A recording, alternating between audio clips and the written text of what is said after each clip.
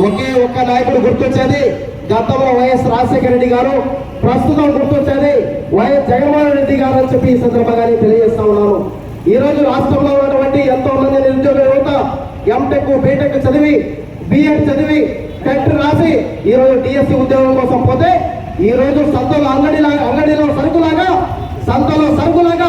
ఈ రోజు SC ST BC minority విద్యార్థుల యొక్క కడుపు కొట్టి ఈ రాష్ట్రంలో ఉన్నటువంటి విద్యాశాఖ మంత్రి నారా లోకేష్ గారు, పవన్ కళ్యాణ్ గారు, చంద్రబాబు గారు ముగ్గురు కలిసి ఈ రోజు అంగట్లో వస్తువులాగా ఈ రోజు ఉద్యోగాలను అమ్ముకొని మా ఎస్సీ ఎస్టీ బీసీ మైనార్టీ విద్యార్థుల యొక్క కడుపు పట్టారని చెప్పి ఈ సందర్భంగా నేను తెలియజేస్తా ఉన్నాను.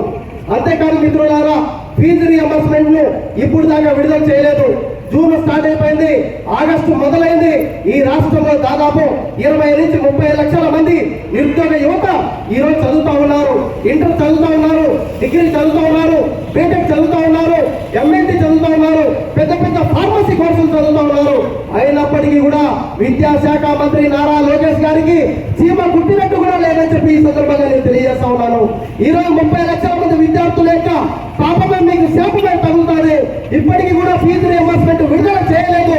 ఇప్పుడే పెద్దలు మాట్లాడినట్టు మీకు చిత్తశుద్ధి ఉంటే మీరు శ్వేతపత్రం విడుదల చేయాలని చెప్పి నేను డిమాండ్ చేస్తూ ఉన్నాను. మీరు నిజమైన పాలన అందిస్తూ ఉంటే ఈ రోజు డిఎస్సి ఉద్యోగాల పైన శ్వేతపత్రాన్ని మీరు విడుదల చేయాలి. ఆంధ్రప్రదేశ్ రాష్ట్రంలో ఉన్నటువంటి ప్రజలకు సమాధానం చెప్పాల్సినటువంటి బాధ్యత మీ పైన ఉందా లేదా అని చెప్పి నేను అడుగుతా ఉన్నాను. మరి ఈ రోజు సిబిఐ ఎంక్వైరీ ఎందుకు వేయడం లేదు? ఈ రోజు ఒకటే చెప్తా ఉన్నాం, సిబిఐ ఎంక్వైరీ వేస్తే మీ యొక్క ఆగడాలు బయటపడతాయి, మీ అవినీతి బయటపడుతుంది, మీరు జైలుకి వెళ్తారనే భయం మీలో ఉందని చెప్పి ఈ సందర్భంగా నేను తెలియజేస్తా ఉన్నాను. వదిలే ప్రసక్తే లేదు. జగనన్న ముఖ్యమంత్రి అయిన తర్వాత సిబిఐ ఎంక్వైరీ చేస్తాం. టీఎస్సీ నిరుద్యోగులకు ఎవరైతే అన్యాయం చేశారో ప్రతి ఒక్కరు జైలుకి వెళ్ళడానికి మీరు సిద్ధంగా ఉండాలి అని చెప్పి ఈ సందర్భంగా నేను తెలియజేస్తా ఉన్నాను. రాబోయే రోజుల్లో జగనన్న నాయకత్వాన్ని ఆంధ్రప్రదేశ్ రాష్ట్ర వ్యాప్తంగా బలపరుస్తాం. ఎస్సీ ఎస్టీ బీసీ మైనార్టీలు చైతన్యం చేస్తాం. నిజంగా చెప్పాలంటే జగన్మోహన్ రెడ్డి గారి నాయకత్వంలోనే ఈ రోజు శ్రీకాకుళం నుంచి చిత్తూరు వరకు తీసుకుంటే ఎస్సీ ఎస్టీ బీసీ మైనార్టీలతో పాటు రైతులతో పాటు నిరుద్యోగులతో పాటు అన్ని వర్గాల ప్రజలకు జగన్మోహన్ రెడ్డి గారి నాయకత్వంలోనే అన్ని సంక్షేమ పథకాలు అందాయని చెప్పి ఈ సందర్భంగా నేను తెలియజేస్తా ఉన్నాను. అంతేకాదు మిత్రులారా, ఎన్నికల హామీలో 24 ఎన్నికల హామీలో చంద్రబాబు గారు, నారా లోకేష్ గారు, పవన్ కళ్యాణ్ గారు ఎన్నో బహిరంగ సభల్లో చెప్పారు, ఈ రాష్ట్రంలో ఉన్నటువంటి నిరుద్యోగ యువతకు 20 లక్షల ఉద్యోగాలు ఇస్తాము. ఏ నిరుద్యోగి కూడా భయపడాల్సినటువంటి అవసరం లేదు. నేనున్నాను, ఒక అండగా ఉంటానని చెప్పి పవన్ కళ్యాణ్ గారు, నారా లోకేష్ గారు, చంద్రబాబు గారు చెప్పి ఒకవేళ ఉద్యోగం రాకుంటే ప్రతి నిరుద్యోగ వ్యక్తికి 3,000 రూపాయలు నిరుద్యోగ వృత్తి ఇస్తారని చెప్పిన మాట వాస్తవమా కాదని చెప్పి అడుగుతా ఉన్నారు. మరి నిరుద్యోగ వృత్తి ఏమైంది? ఈ రోజు రాష్ట్రంలో ఉన్నటువంటి 1 కోటి మంది నిరుద్యోగ యువతకు మీరు ఏం సమాధానం చెప్తారని చెప్పి అడుగుతా ఉన్నాను. ఇప్పుడు నిజంగా నేను ఎంఏ చదివాను, మళ్ళీ లా చదివాను, బిఎడ్ చదివాను. ఇప్పటికీ చంద్రబాబు గారు, నారా లోకేష్ గారు, పవన్ కళ్యాణ్ గారు దాదాపు 80,000 రూపాయలు నాకు బాకీ ఉన్నది వాస్తవమా కాదా అని చెప్పి నేను అడుగుతా ఉన్నాను.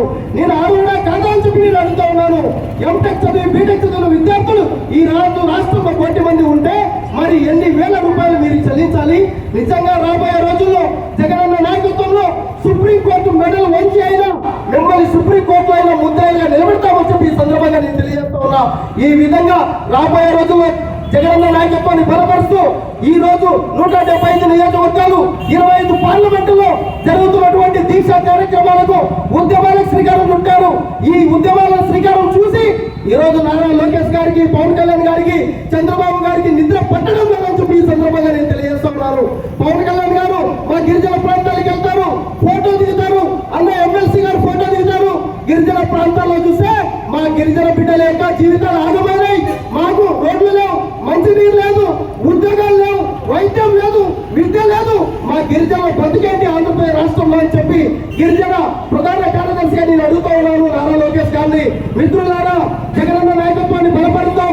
రాబోయే రోజుల్లో జగనన్న 2029లో జగనన్న నాయకత్వాన్ని బలపరిచి ముఖ్యమంత్రిని చేసి ఈ రాష్ట్రంలో ఉన్నటువంటి అన్ని వర్గాల ప్రజలకు న్యాయం చేసే విధంగా మనమందరం పోరాడాలని చెప్పి ఈ సందర్భంగా నేను పిలుపునిస్తూ ఉన్నాను.